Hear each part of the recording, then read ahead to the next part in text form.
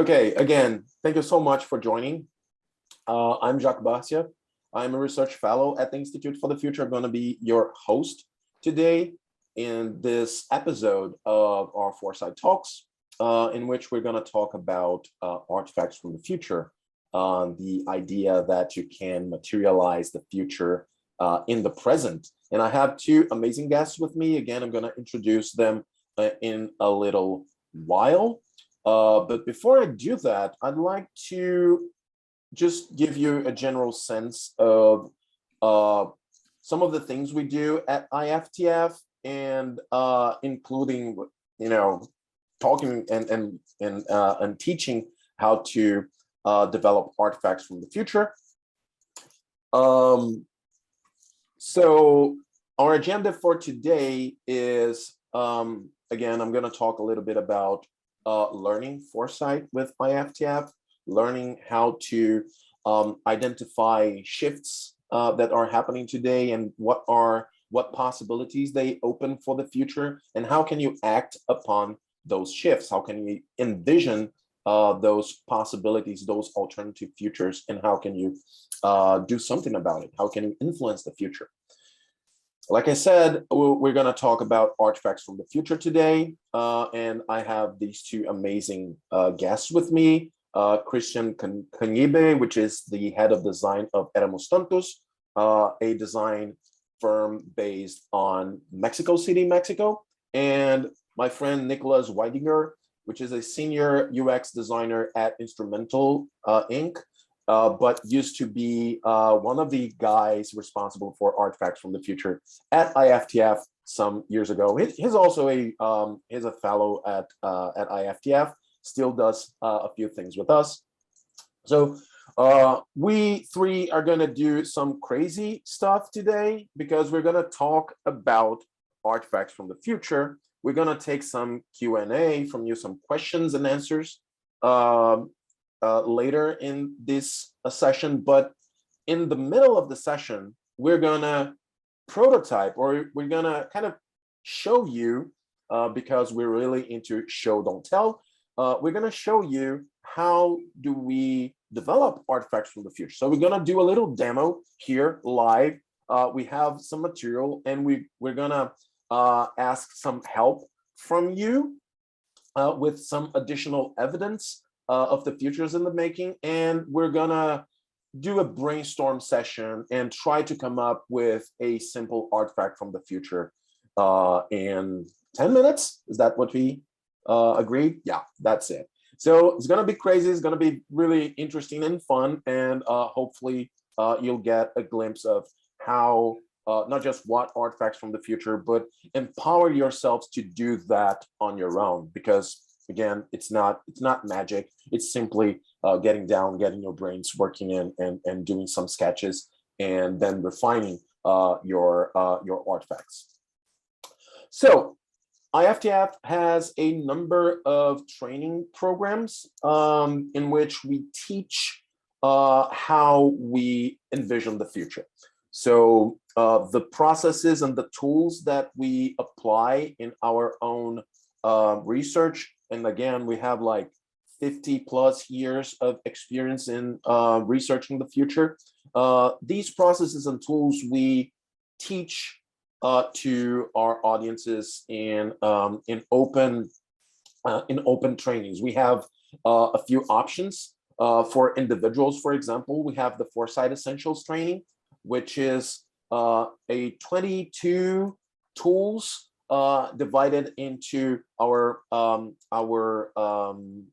process, the Prepare Foresight Insight Action cycle, in which you gather evidence, you use that to envision the future, extract meanings from those visions, and act upon those insights. So we teach that whole process with 22 tools. We also have the Design Futures training, which is related to what we're going to discuss here. The Design Futures training is a training that combines design thinking and design processes with foresight thinking and futures processes to make the future come alive, to make those images of the future, which are really abstract. We try to make them concrete tangible, use all five senses to experience the future. And then we have the scenario building training, in which is a deep dive into the process of developing alternative future scenarios. Again, the future is not just one. The future can't be predicted. It is open, and it always comes at least in four different flavors, four different types of visions of the future. And we teach how to develop scenarios taking into consideration all those four types of futures in this training. We also have courses in Coursera for those of you. Oh, by the way, these first trainings, they happen online. In this time of COVID, they happen online. It's open enrollment courses, so you can just reach out to IFTF and sign up for a training. Once we have more stable COVID situations in the world, we're gonna do those live again, but in the meantime, they're just online. Speaking of online, we have the Coursera courses, which are self-paced futures thinking courses.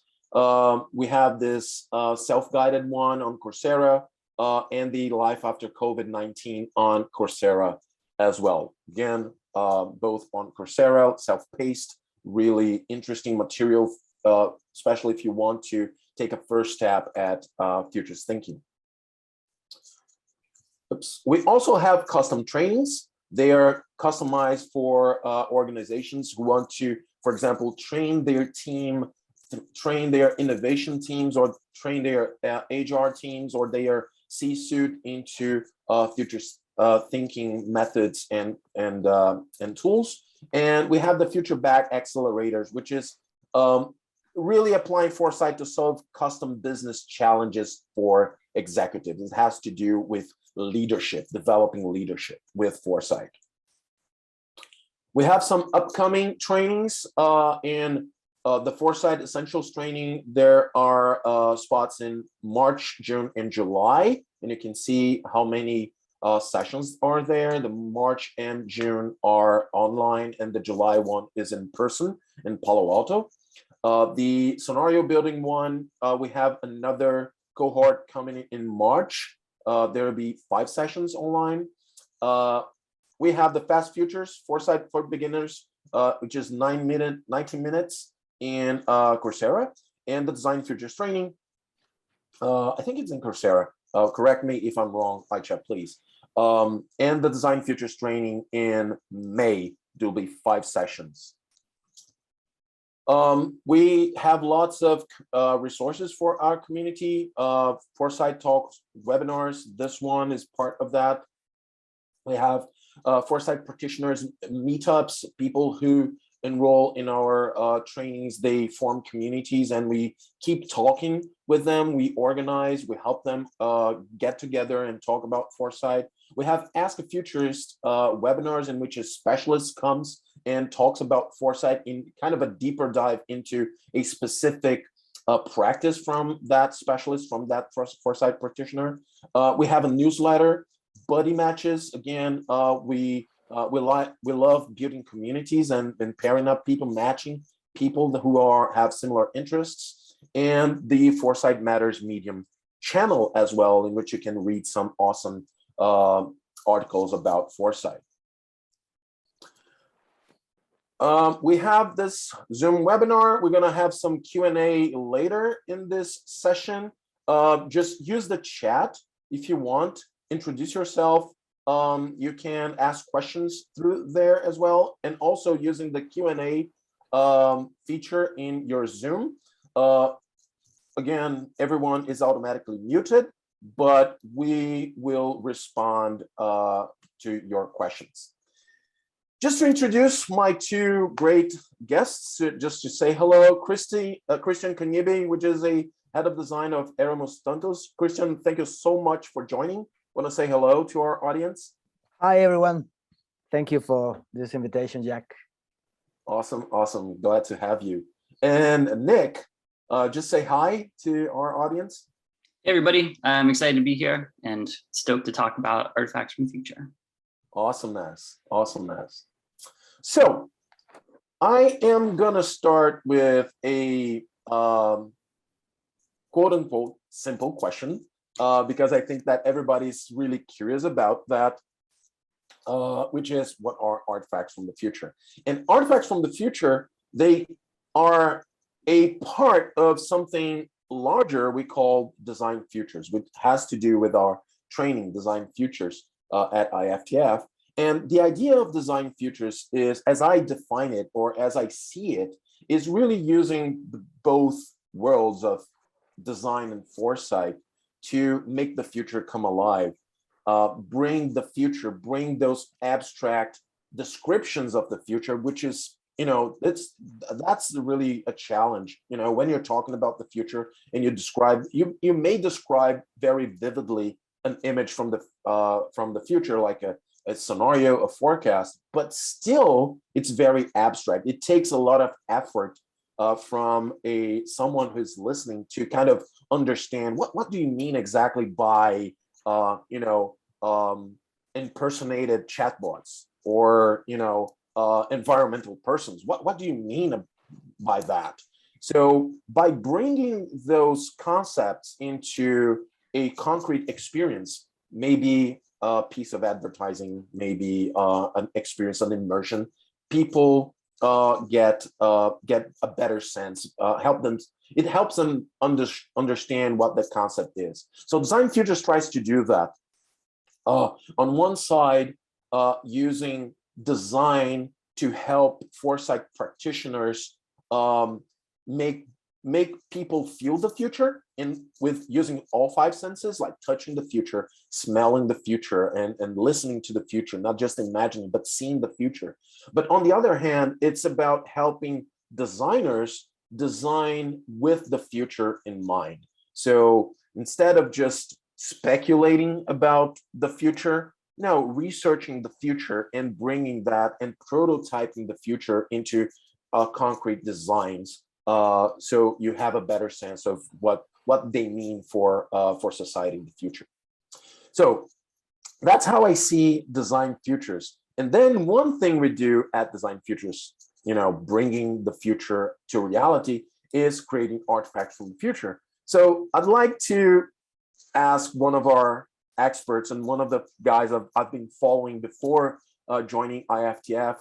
I love Nick's artifacts from the future. So Nick, for you, what are artifacts from the future? Cool.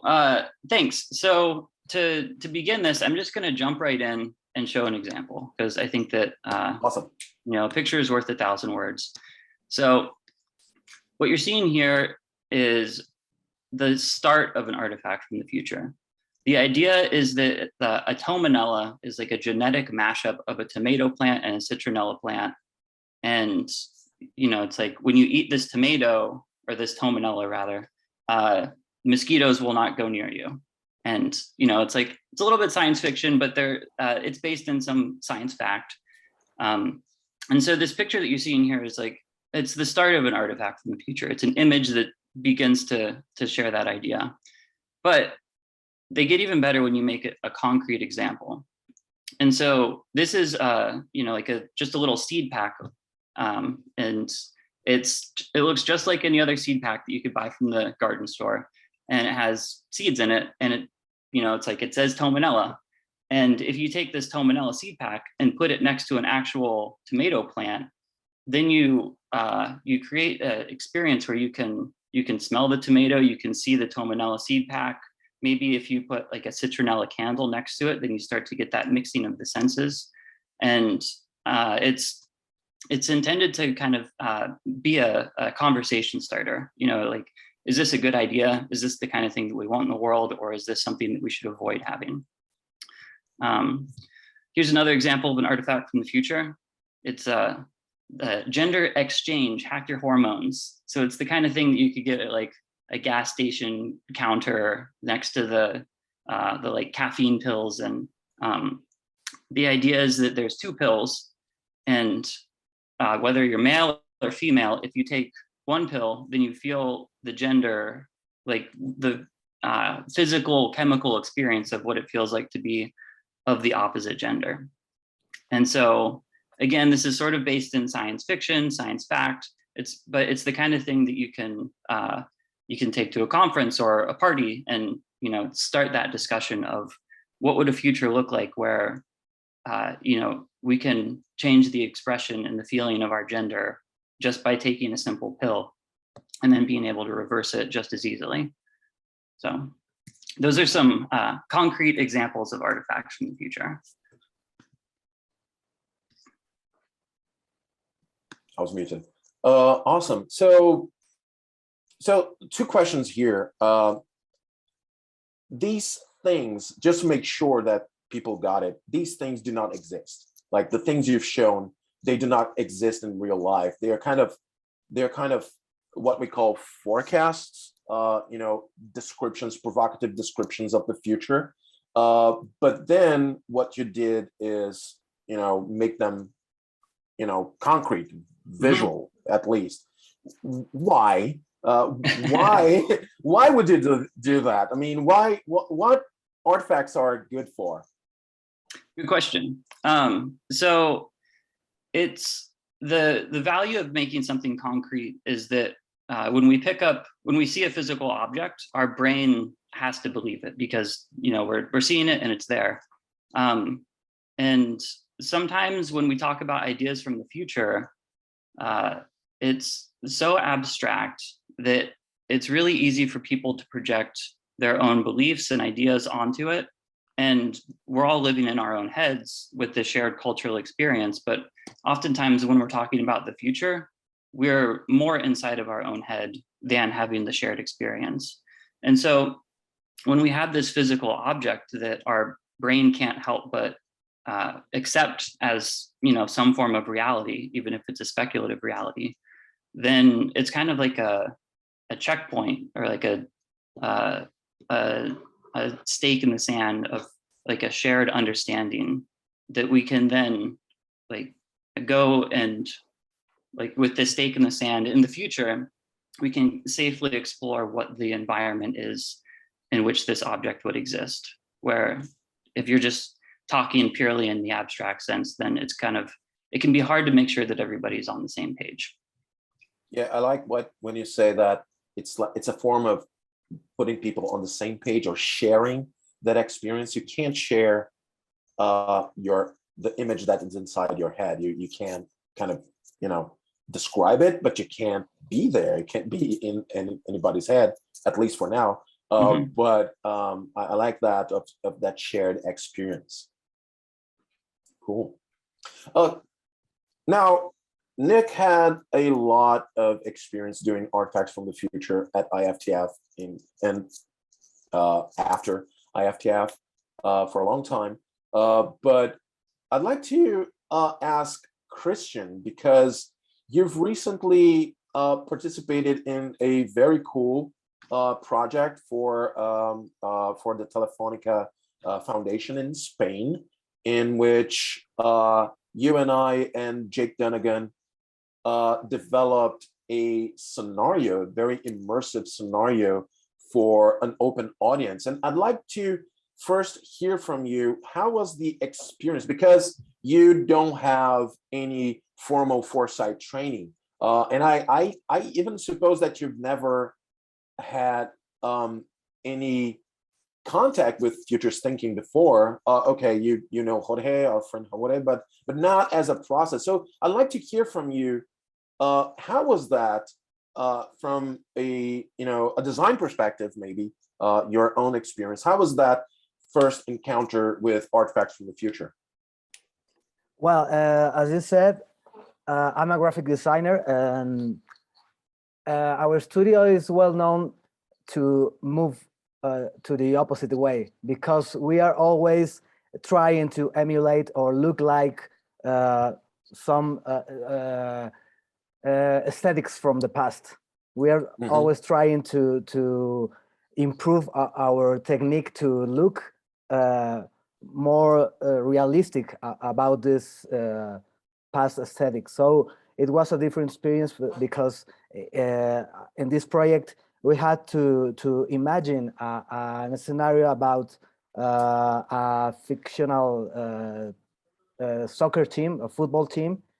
But our approach to this project was look what actual teams or actual institutions are doing with their own identities, their own graphic images. So they're always calling the past. They're always trying to look like a traditional team, even they're a brand new team, as for example, the professional teams from the MLS, the Soccer National League. They're always taking names from classical teams like United, Real, FC. So there's like an own language, a different experience in soccer than the other sports, because in other sports they're always trying to look more like in the future, but soccer it's different. In soccer it's always like the searching for or chasing the tradition and chasing the past, no? So it was a very fun experience, because well, I have experience designing for sports, so it wasn't that difficult to think about it, but it's totally new, this process about thinking about the future, like as a process. Yeah, one thing that really, and I think you have some images we're going to share in a little Yes. while, but one thing that I really enjoyed, working with you in this particular project is that we had a challenge of imagining a very optimistic future, right? In 2050, 50, and we could have gone really wild in 2050, and it was like the idea of having a hyper technological future, but also a very progressive, optimistic, and even equitable future. We could have gone really shiny and chrome and high tech, but then we kind of, what you said, we anchored the experience in a very traditional medium, which is soccer and the images of soccer. How do you think that influence the final design, like anchoring that that complex image of the future in a very common and relatable elements, design elements from the present? Well, this team is supposed to be founded in the year 20 and 25, so that's not very far away. So we only try to look what professional teams are selling, for example, in their stores, and try to imagine what these stores look like in the future. But maybe technology is not that invasive in soccer, like maybe in other sports, because the game is very similar. The way it's been in the last year. So things haven't changed so much in the recent years. So we only follow the natural process of the evolution of the sport, like taking the artifacts that are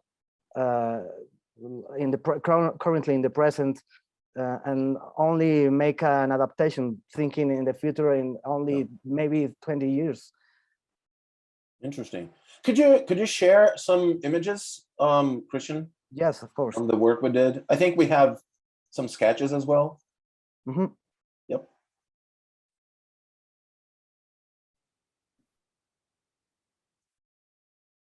Okay. Well, this is the process we follow to create the identity of the team. The name of the team is Verde y Oro, which means green and gold. So we took like the ancient symbols of alchemy. So we only took these two elements, earth and gold, and then join it to create a logo. For example, this was the sketch of for designing the logo, and then we adapted to this vectorial drawing, and then we have these elements, the earth, gold, technology, together to create this new symbol. And we always had in mind keep this soccer identity, traditional identity, as many other teams do. So this was the process to creating the logo, and then we created more artifacts like this. We designed the jersey and the scarf and many other artifacts that maybe supposed to be sold at the store. So this was part of the process, but always keeping in mind that we always use traditional symbols as the alchemy symbols, as many other teams do. So Christian, some of these artifacts were purely digital, and some were physical, like the 1.5 degrees Celsius T-shirt. We had that printed. So it's a very how do you think that? So what I like to ask is we have different types of artifacts. We can have like physical objects, and we can have like digital ones. How was the process of deciding which one goes where, which one was going to be physical, which one? And Nick, again, I'd like to hear from you. How do you decide which is the best medium for an artifact? Well, in our case, we decided which artifacts maybe were more able to be produced because the conditions of the present, and also the budget. The budget was an issue in this case, because we maybe at the beginning we thought about producing many artifacts, but maybe the budget for the exhibition wasn't enough to thinking about more a larger catalog. But maybe we look for people who were able to produce in a very record time some artifacts. So that was one of the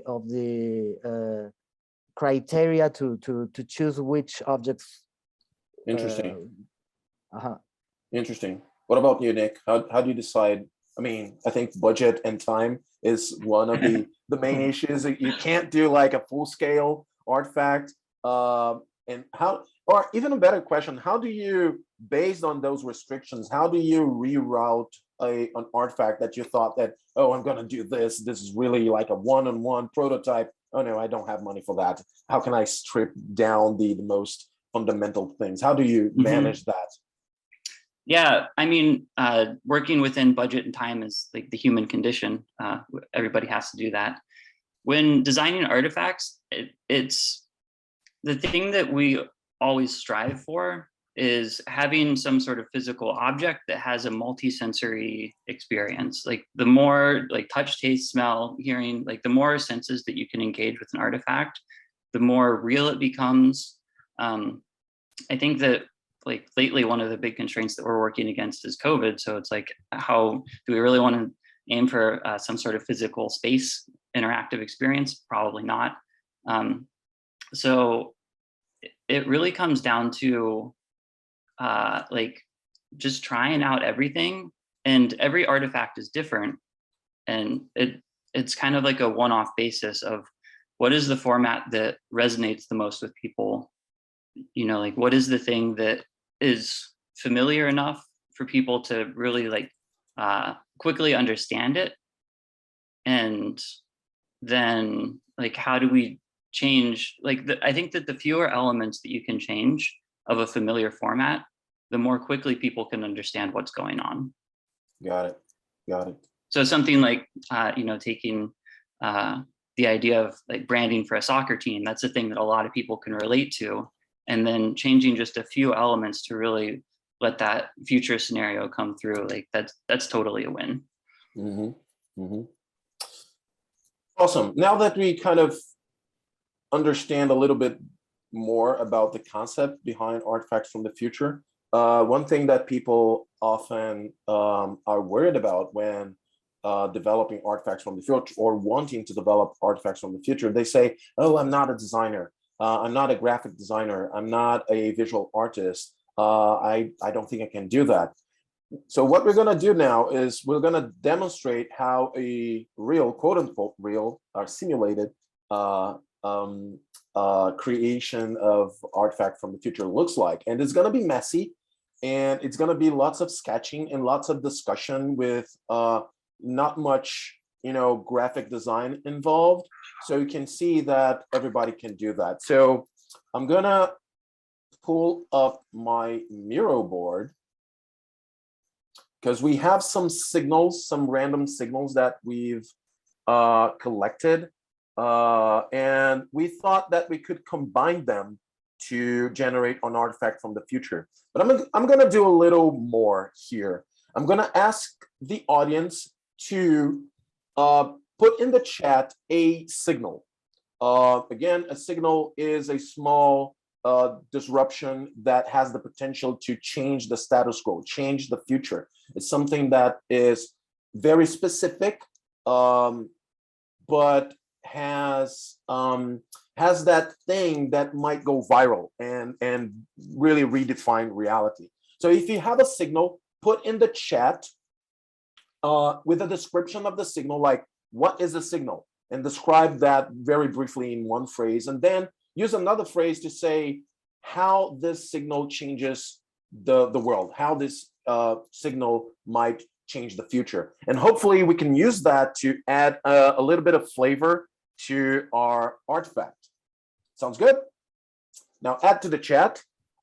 We had some signals pre-baked in here. They are not really related, but we're gonna try this live, come up with something that might exist because of these three signals. And one of the signals is one of my favorite signals in the past few months. An endangered pangolin has been taken hostage by armed rebels. And the thing about this signal is that wildlife, endangered wildlife, has an increasing value, and organizations are putting money on conservation. So criminals are taking valuable nature as hostage to take that money. Another signal we have is yeast cells converted to mini factories to make dementia drugs. So scientists are manipulating the DNA of yeast, and I think that the so what of the signal, the meaning of the signal is that medicine might be embedded in food in the future. Maybe there's a dementia beer and a dementia bread, something that the ingredients might be used to cure dementia and other things in the future.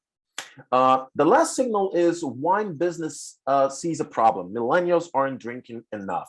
And the thing about this signal is that millennials have, in general, have so many financial problems that they are moving toward less expensive beverages, or beverages that provide more or more immediate outcomes than wine, which is like a more sophisticated thing. That being said, any thoughts, Christian and Nick, while I do take a look at the chat to see if we have any additional signals? How do you see these three things combining? So the first question we do when we try to develop an artifact from the future is how the world looks like if these three signals scales up. What if these three signals combine even? What is the future? What the future looks like with these three signals as a standard thing in the world?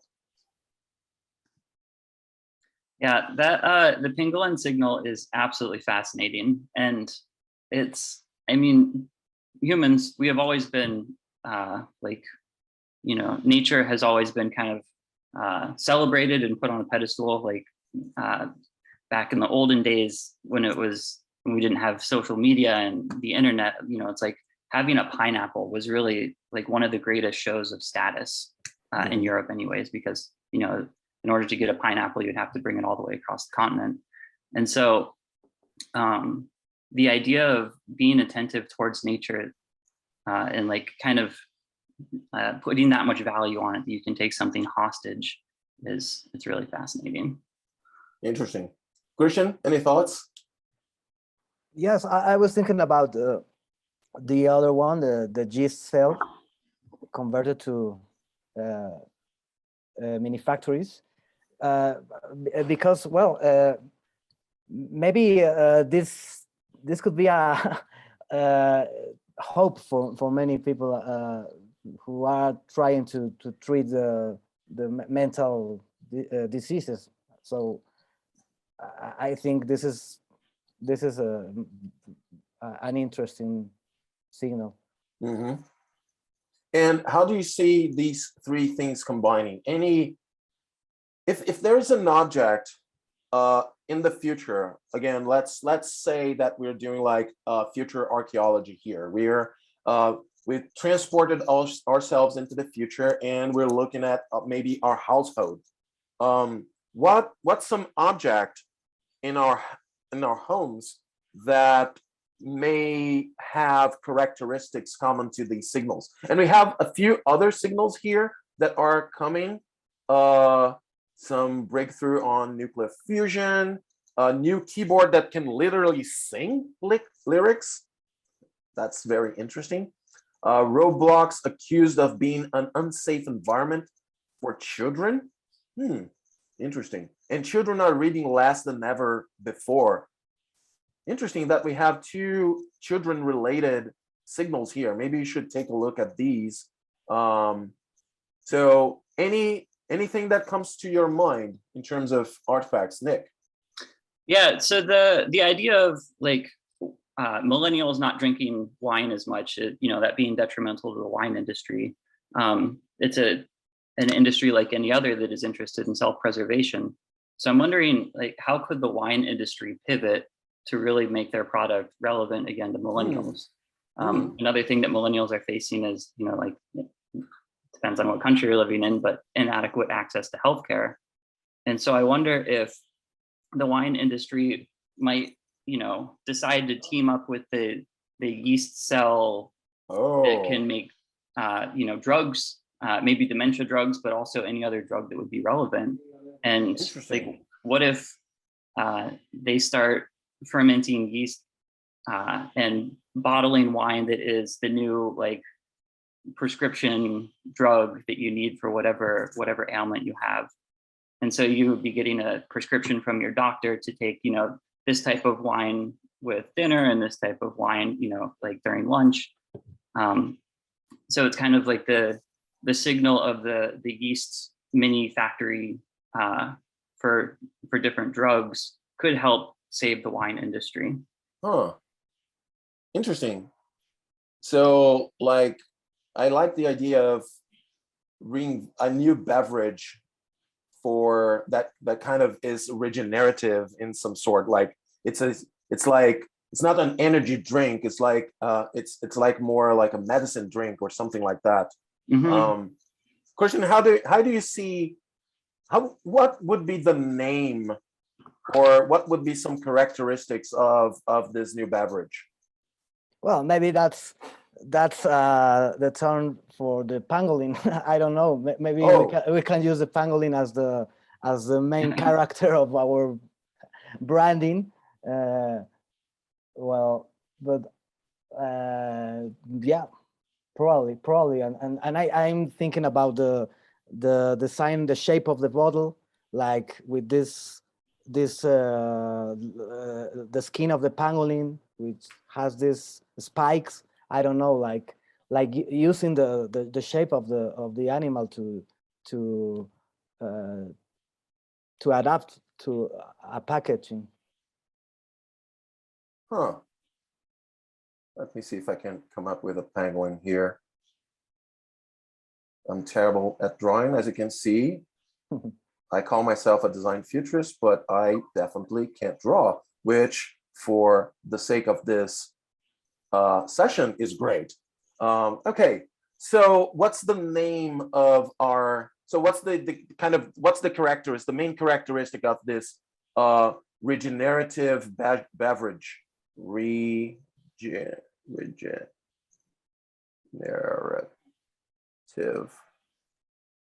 beverage.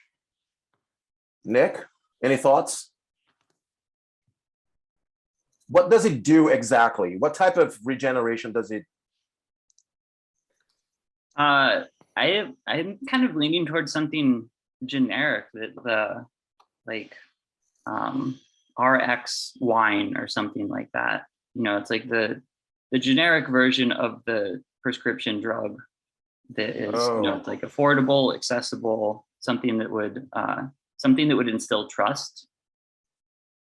And X wine, Zine, something like that. So any catchphrase, anything that would stick on the label? Christian, like well, what would be a cool marketing piece for this? Well, maybe most part of alcohol drinks, they put in their labels, this product is bad for your health. So this could be the opposite. This product could help you to awesome to be healthy. I don't know. So the actual artifact is maybe a label from the Ministry of Health. Yeah. Like the opposite of those things that we had in cigarette packages. So it's the opposite, like a very healthy person showing up. Oh, drink this. The Ministry of Health recommends this type of drinking. So that would become kind of here with like a caduceus or something like that, and here and some Ministry of Health recommends. I like that. Recommends. That's great. So basically, and I'm going to stop sharing right now.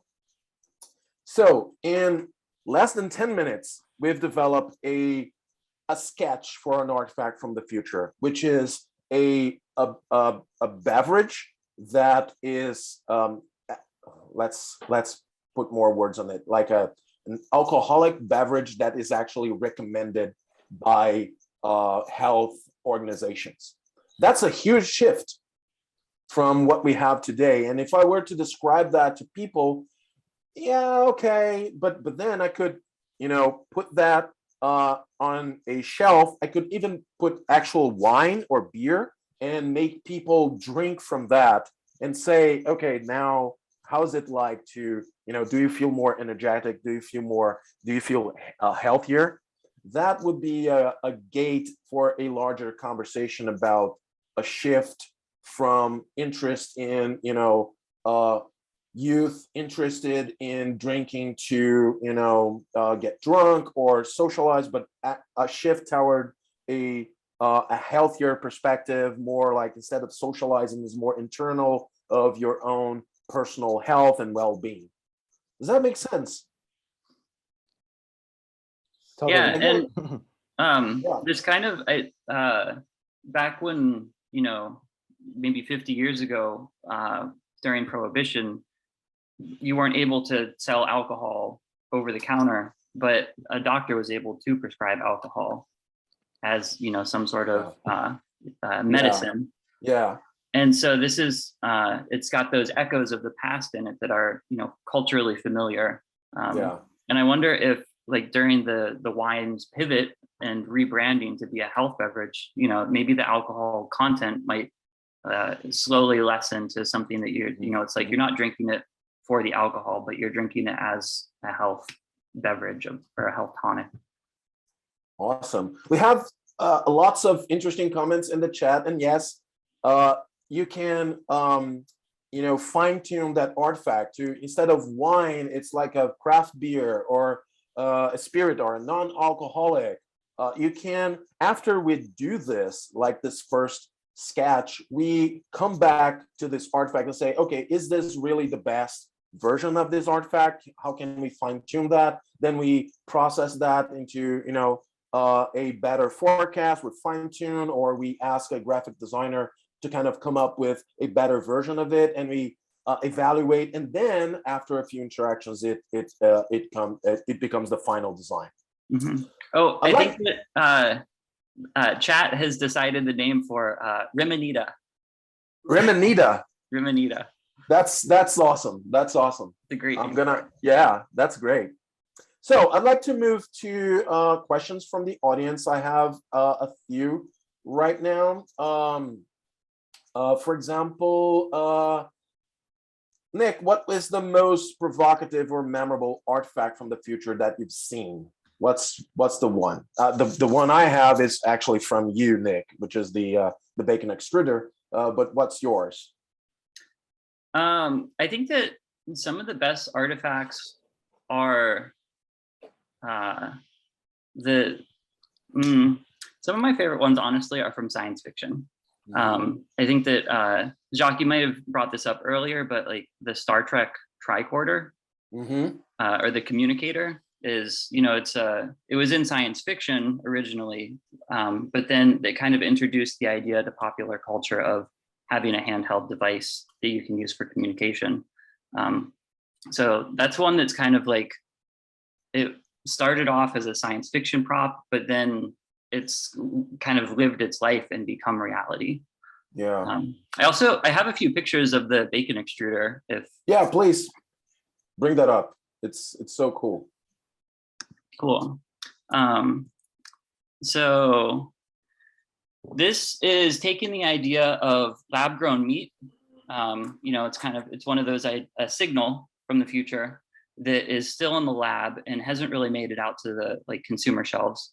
And it's combining it with the idea of single serving coffee pods. So the Keurig coffee machine that you get on the counter, and you put like one single pod in, push go, it makes a cup of coffee.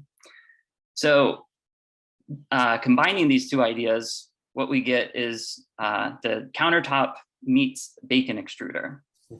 And the idea is it's just, like a kitchen appliance, like a toaster or something that you sit on the counter. And you put in a little bacon pod and push go, and it will, fairly quickly grow you strips of bacon.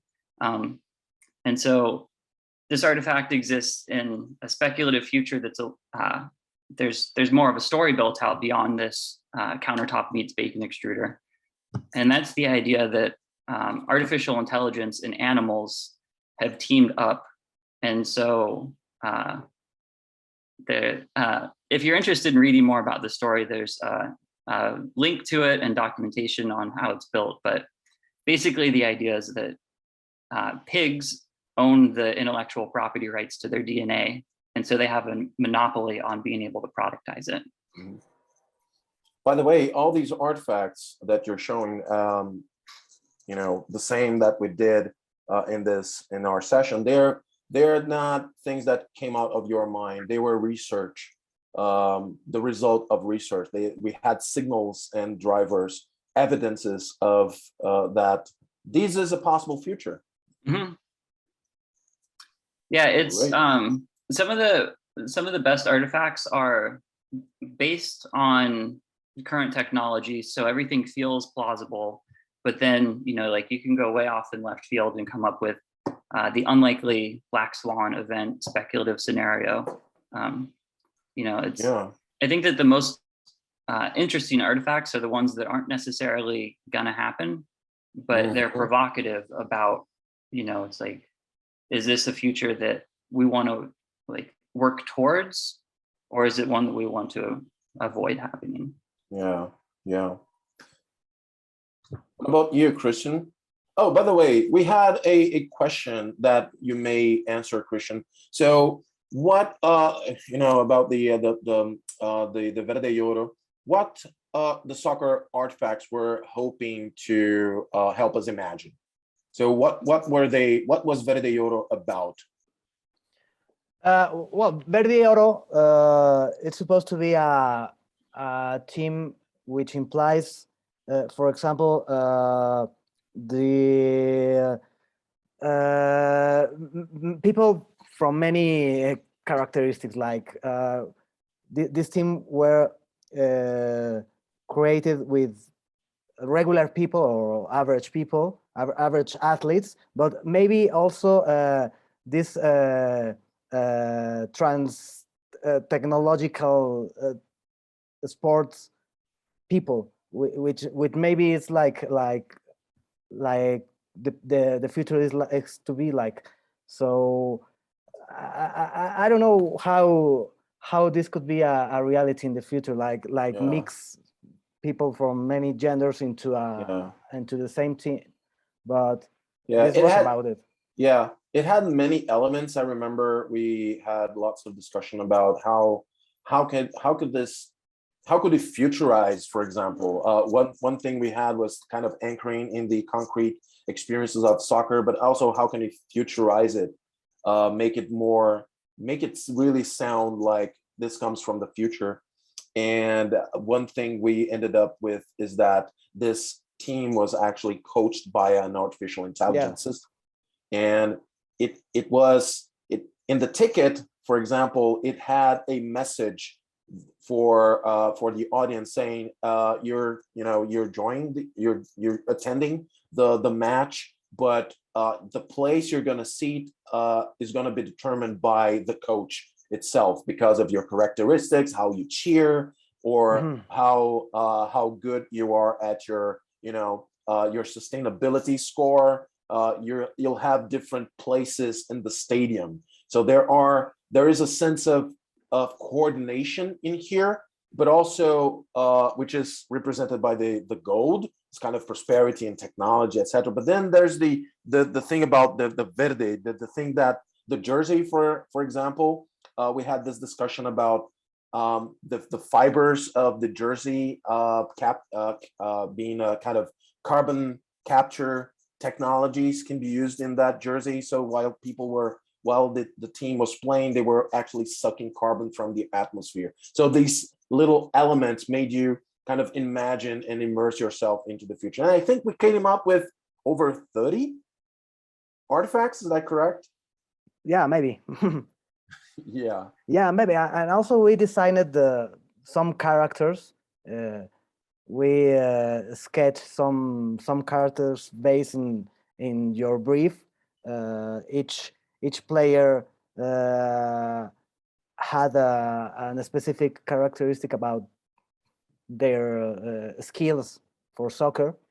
So we illustrated also Yeah. some of Nick, these I characters. saw that. Nick, I saw that you put in the we put in the chat the link to your Instructables article on how to develop artifacts from the future. But I'd like to like as a final question, and this is something that came from the audience as well.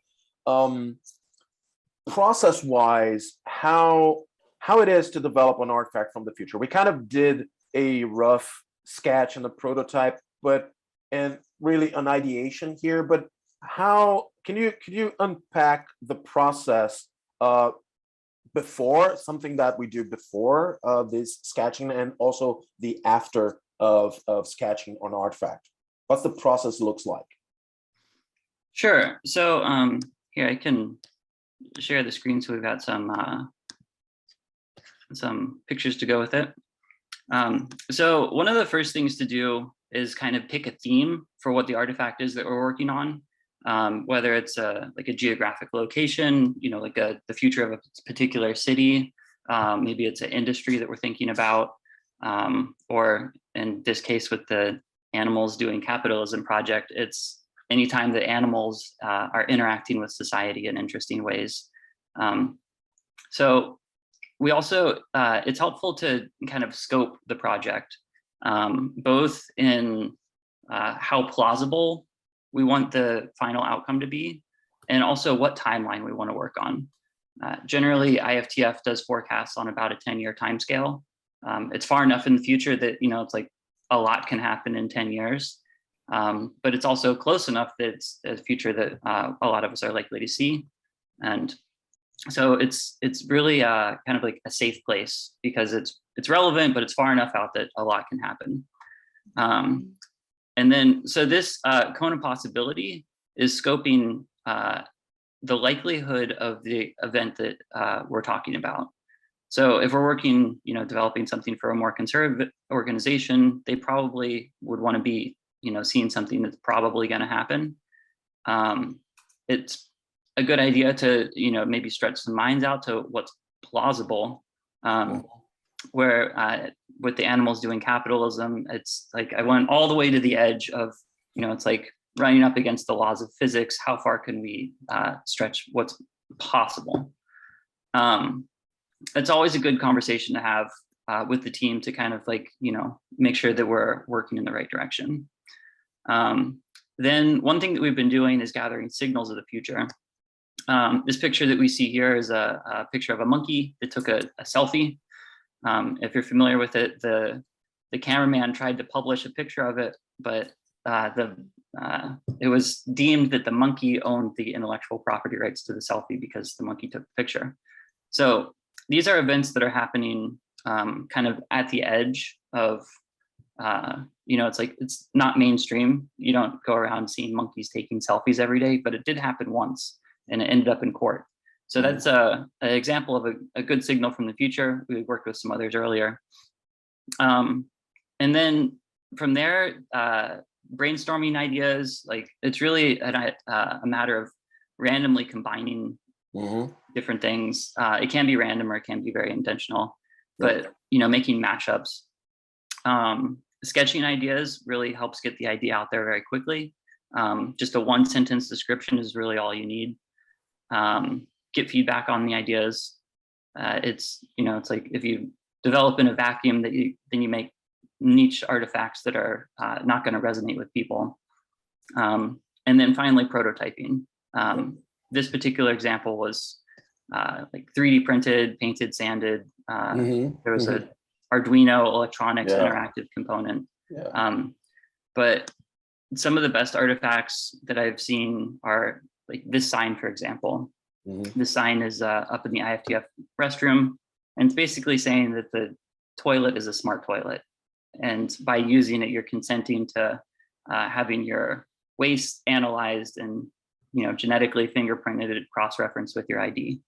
So the result can be a refined physical product, or it can be a, you know, a sign that you design in Word and print off, and, you know, like bonus points for reading it. It's quite different from what we got here, which is the final, quote unquote, final version of our artifact, the Remmenia, the regenerative beverage. That's what we did together in this session.